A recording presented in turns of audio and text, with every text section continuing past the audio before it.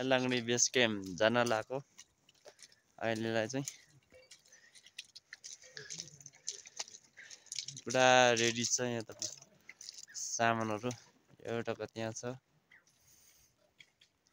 एउटा यहाँ छ, अरू चाहिँ भित्र मिलाउँछ,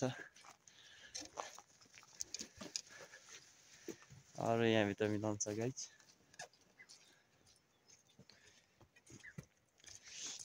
अब हामी एलाङ्गडी बेस क्याम्प आजबाट रेडी जानलाई रेडी हो।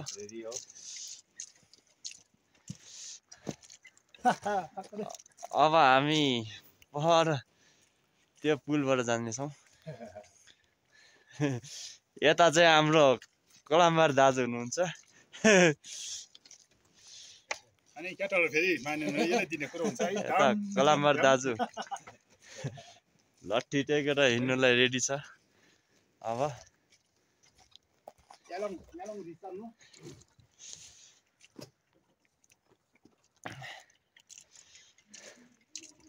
यहाँको भ्यूज भने खतरा खतरा भ्यूजहरु छ।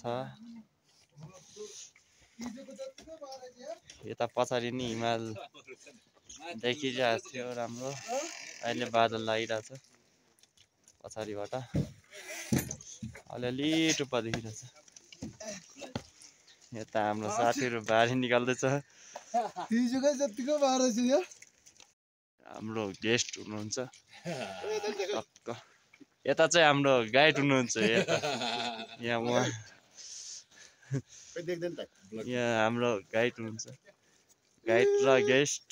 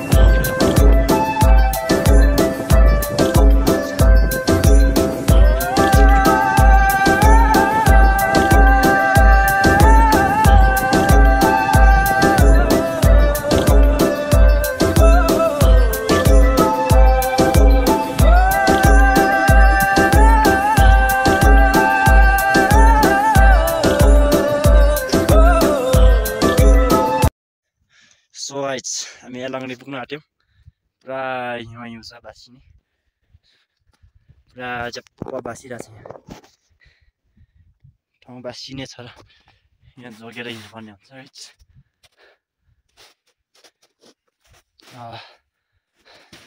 म चाहिँ अहिले यता बाटो खोज्दैछु। पुरा जम जम गाडी नै छ गाइस। पुरा म चाहिँ अहिले बाटो खोज्नलाई बाटो हेर्नु जान साँझ झिक्दै। मेरो बारी तल छ त्यहाँ। यो हाईमा पुरा खरबस हुन्छ अरे। खरबस पस्यो भने मान्छे सिद्धिन्छ, कहिले निस्किनु पाउँदैन, सक्दैन। अहिले पुरा हिउँमा गम गम गइरहेको छ। गाइस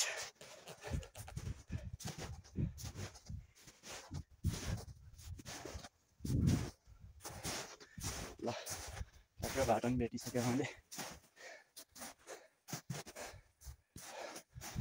ल मैले बाटो भेटेँ गाइस फाइनली यहाँबाट म ठाडो जानुपर्ने हुन्छ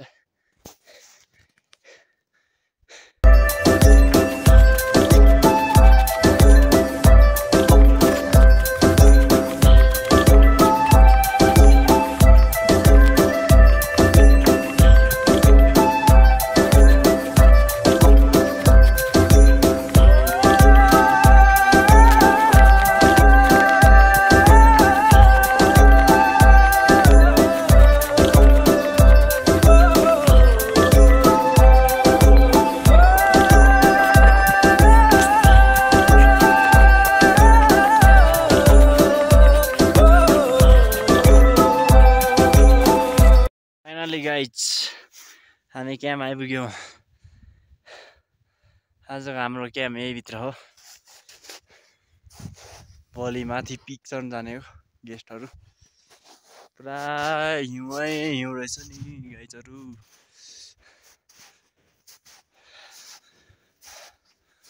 हिउँले ढकमक्क परेर जम्झ्याम आधी आधी गर्छ है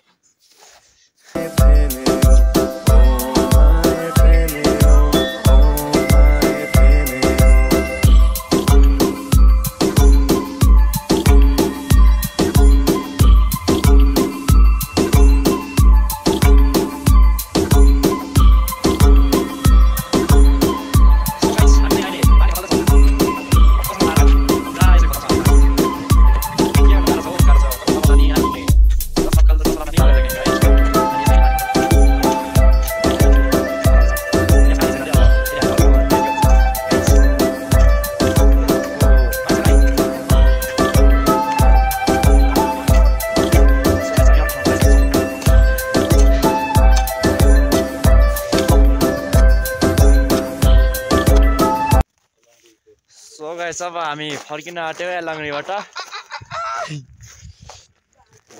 हामी फर्किन आँट्यौँ अब हामी तल नार जाने हो नार भ्यूमा हाम्रो खैरेहरू माथि यालाङ्गडी बेस क्याम्प यालाङ्गडी क्याम्प चढेर आउँदै हो यालाङ्गडी चढेर अहिले आधी बाटोतिर आइपुग्यो हाम्रो साथीहरू पुरा रेडी छ अब पुरा हिउँमाथि पटक पटक हिँड्नुलाई आज फेरि कति पटक लड्ने हो नि यता हाम्रो साथीहरू पुरा खुसीले है यालाङ्गडी चढ्यो भनेर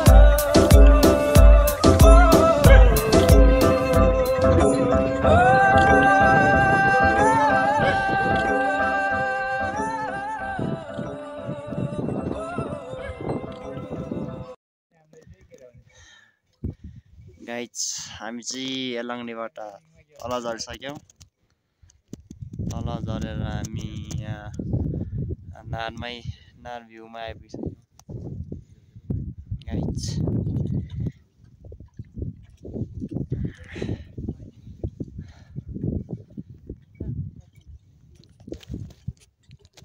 हाम्रो गेस्टहरू माथिबाट आउँदैछ अहिले पछाडि